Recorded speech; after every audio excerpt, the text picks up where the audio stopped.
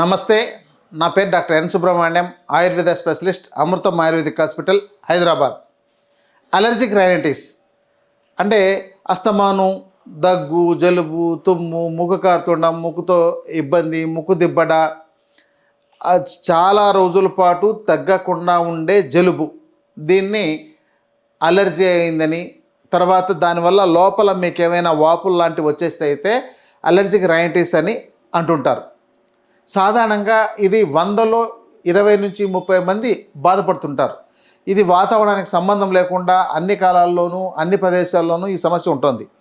కారణం ఏంటంటే మన ముక్కుని ఎలా శుభ్రం చేసుకోవాలో తెలియకపోవడం వల్ల ముక్కులో మలినాలు పేరుకుపోయి అవన్నీ కూడా బ్యాక్టీరియా, వైరస్, ఫంగస్, పారాసైట్స్, మైక్రోబ్స్తో మిళితమయ్యి అక్కడ లోపల యొక్క మృదు కణజాలాన్నంతా దెబ్బతీసేటట్టు చేయడం వల్ల అవి వాపులు వచ్చేయడం కానీ, ఈ లోపల సైనస్ భాగాల్లో గడ్డలు లాంటివి డెవలప్ అయిపోవడం కానీ ఉన్నట్లయితే దీన్ని అలర్జిక్ రైనైటిస్గా తీసుకుంటారు. మరి ముక్కుని ఎలా శుభ్రం చేసుకోవాలి? రోజు మీరు స్నానం చేసేటప్పుడు ముక్కులోకి నీళ్లు చల్లి మొత్తం లోపల ఉన్నదంతా బాగా వేలితో, ఫింగర్తో పెట్టి బాగా చేయాలి. ఇది ఒక పద్ధతి అయితే, చాలామంది నోటిని బ్రష్ చేసి, అంటే బ్రష్ పేస్ట్ పెట్టి బ్రష్ చేస్తారు, నోట్లోకి ఫింగర్ వేసి నాలుకకు లోపలికి వేలు వేసిందను కక్కడము లాంటివన్నీ అంతా బాగా క్లీన్ చేస్తారు. కానీ ముక్కుని ఎవరు కనీసం వేలు, ఫింగర్ను కూడా లోపలికి పంపించి శుభ్రం చేయరు. ఇలా చేయకపోవడం వల్ల ఈ ముక్కుకు కావాల్సిన ఎక్సర్సైజ్ సరిగా లేకపోతే ఈ ముక్కులో సెప్టమ్ అనేది ఒకవైపు వంకర కూడా తయారైపోయే అవకాశాలు ఉంటాయి. ఒక్కొక్కసారి చిన్నపిల్లలప్పుడు ఆడుకునేటప్పుడు ముందుకు పడ్డారనుకోండి, తప్పనిసరిగా ఇది ప్రతి పిల్లల్లోనూ జరుగుతుంది. 100 మందిలో 80-90 మంది ముక్కుకు దెబ్బ తగలకుండా ఎవరు పెరగరు. అయితే దానివల్ల ఈ సెప్టమ్ అనేది కొంతమందికి డ్యామేజ్ అయ్యి అది బెండ్ అయిపోవడం, వంకరగా రావడం అనే సమస్య వస్తుంది. దీన్ని జనరల్గా ఈ సమస్య ఉన్నప్పుడు మీరు డాక్టర్ దగ్గరికి వెళ్తే దీనికి సిటీ స్కాన్ లాంటి కానీ, సిటీపీఎన్ఎస్ కానీ చేసి మీకు ఈ నాజల్ సెప్టమ్ డీవియేషన్ ఉంది అని, డీవియేషన్ ఆఫ్ నాజల్ సెప్టమ్ అనేసి డిఎన్ఎస్ అని అంటారనమాట. ఈ సమస్య ఉందని తెలియజేస్తారు. మరి ఈ సమస్య ఉన్న తర్వాత ఒక్కోసారి వీళ్లకు సర్జరీ కూడా అవసరం అవుతుందని చెప్పని అంటారు.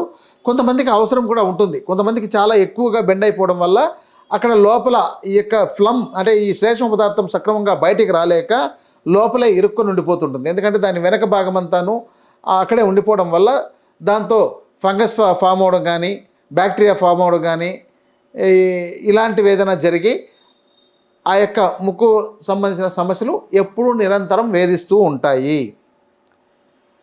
మరి ఈ సమస్యతో బాధపడే వాళ్ళు చాలామంది ఉన్నా కూడా దీనికి తాత్కాలిక ఉపశమనంగా ఆధునిక వైద్యంలో కొన్ని రకాల టాబ్లెట్స్, ఒక 2-3 రకాలు ఉన్నాయి. మాంటెల్ కాస్ట్ అని, లివోసిట్రిస్ అని ఇలాంటివి వాడుతుంటారు.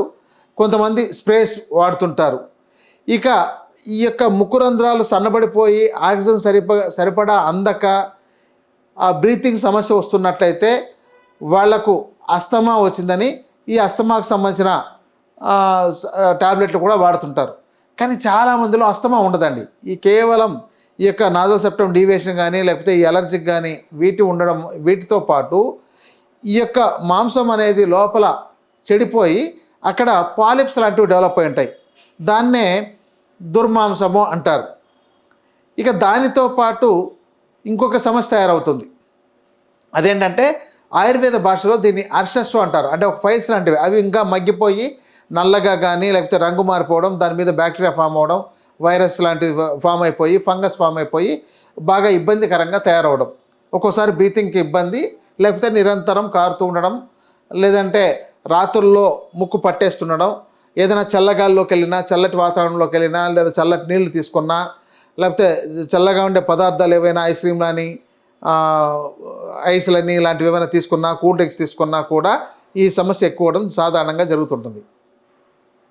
మరి దీనికి పరిష్కారాలు ఏంటి?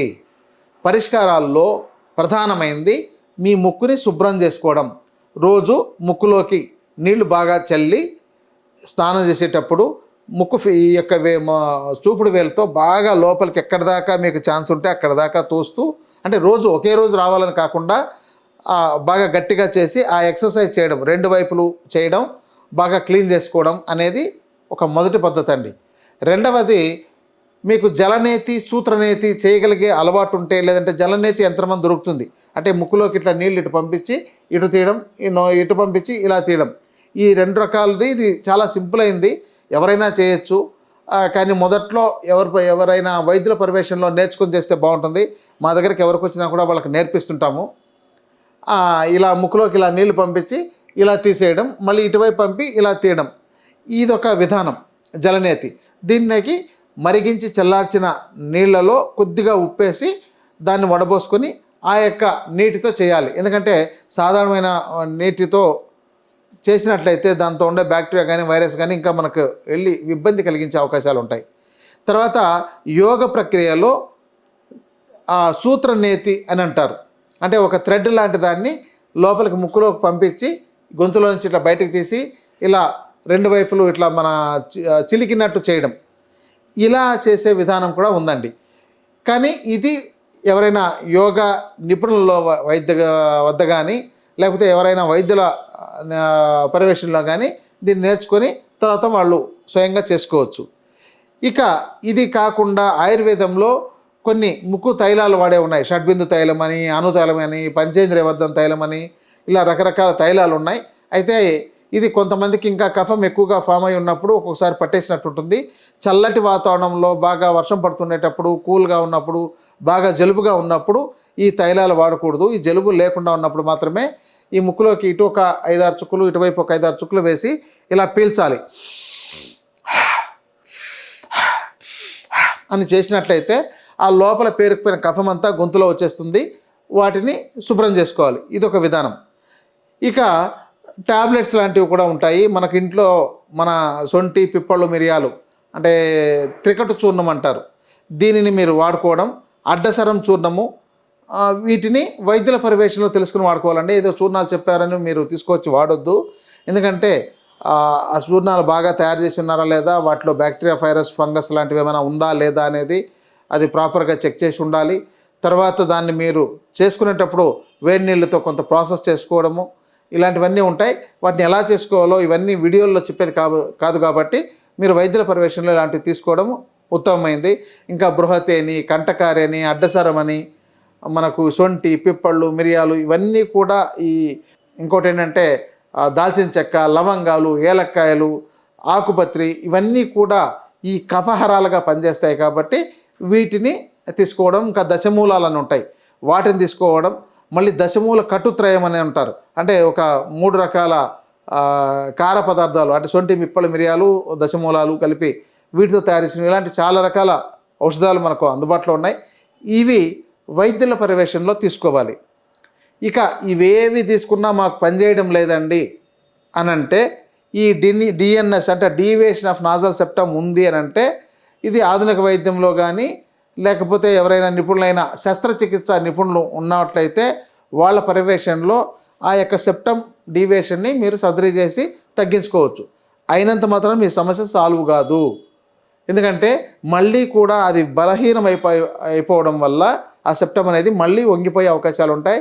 ఇది ఒక్కొక్కసారి సర్జరీ చేసినా చాలా వరకు రిపీట్ అయ్యే అవకాశాలు ఉంటాయి. కాబట్టి ఈ సమస్యకు మీరు కండిషన్ బట్టి ఆ యొక్క పరిస్థితి అనుసరించి వైద్యుల పర్యవేక్షణలో చికిత్స తీసుకోవాలి.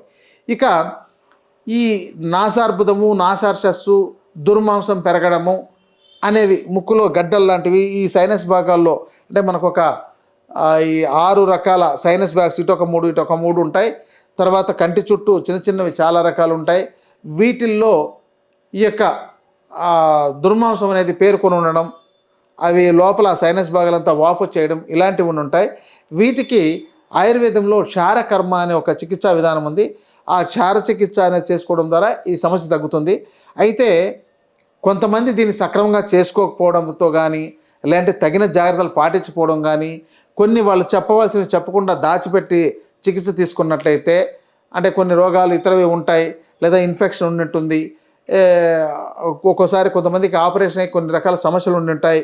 ఇలాంటివి చెప్పకుండా దాచేసి ఈ చికిత్స తీసుకున్నట్లయితే ఒక్కొక్కసారి సరైన ఫలితాలు రావు. బట్ 90% మందికి మా దగ్గర సక్సెస్ అయినాయి. సో కాబట్టి ఈ క్షారకర్మ అనే చికిత్సని ఆయుర్వేద వైద్యంలో ప్రస్తుతం మేము చేస్తున్నాం. కొంతమంది అనుభవం అయిన వాళ్ళు కూడా కొంతమంది చేస్తున్నారు. ఇతర వైద్యులు కూడా ఎవరైనా సరే దీన్ని మాత్రం ఆయుర్వేద వైద్యులు అంటే ముఖ్యంగా దీని మీద నైపుణ్యం కలిగిన వాళ్ళ పర్యవేక్షణలో ఈ చికిత్స తీసుకుంటే చాలా బాగా సక్సెస్ అవుతుందండి. ఇంకోటి ఏంటంటే మీరు ఒకటి బాగా గుర్తుపెట్టుకోవాలి, ఇది జీవితకాలం మిమ్మల్ని వేధిస్తుండే సమస్య కాబట్టి కొంచెం వైద్యులను అవసరాన్ని అనుసరించి మీరు సంప్రదించి ఒకేసారి పరిష్కారం అయిపోవాలనేది కాకుండా అవసరమైతే నా ఎక్కువసార్లు తిరిగి పరిష్కారం చూసుకోవాలి తప్ప ఒకసారి వెళ్ళానండి పెట్టించుకున్నానండి నాకు అది సరిగా రాలేదు, దాంతో నాకు సరైన ఫలితాలు రాలేదు అని భావిస్తే ఇది జీవితకాల సమస్య కాబట్టి మళ్ళీ అది మిమ్మల్ని జీవితకాలం వేధిస్తూనే ఉంటుంది. ఇక మందులు, ఇది మీకు ఇతర సమస్యలు అంటే వీటిలో 31 రకాలు ఉన్నాయండి. అంటే ఈ ముక్కు సంబంధ రోగాలు మనకు ఆయుర్వేద శాస్త్రంలో సుశ్రుత సమితిలో 31 రకాలు చెప్పారు. దీంతో కొన్ని బోన్ విస్పర్ అనేది ఉంటుంది, అది కరగదు, అది చాలా ఇబ్బంది పెడుతుంది, ఎన్నిసార్లు ఆపరేషన్ చేసినా కూడా మళ్ళీ పెరుగుతుంటుంది. ఇలాంటి పరిస్థితుల్లో మీరు వైద్యుల పర్యవేక్షణలో మందులు వాడుకుంటూ ఉండడమే తప్ప ఒక్కొక్కసారి పరిష్కారం చేయలేని పరిస్థితులు ఒక 100 మందిలో 5-10 మందికి ఉండే అవకాశాలు ఉంటాయి. కాబట్టి ఇదంతా కూడా చెప్పాలంటే రోగాలు రావడానికి కారణాల్లో ఆహారము, జీవన విధానము, కర్మ అనేది 3 రకాలు ఉన్నాయి. ఇక వాళ్ళ కర్మకు సంబంధించి వదిలేయాల్సిన అవసరాలు వస్తుంటాయి కొన్ని సమస్యలు పరిష్కారం కాలేనప్పుడు.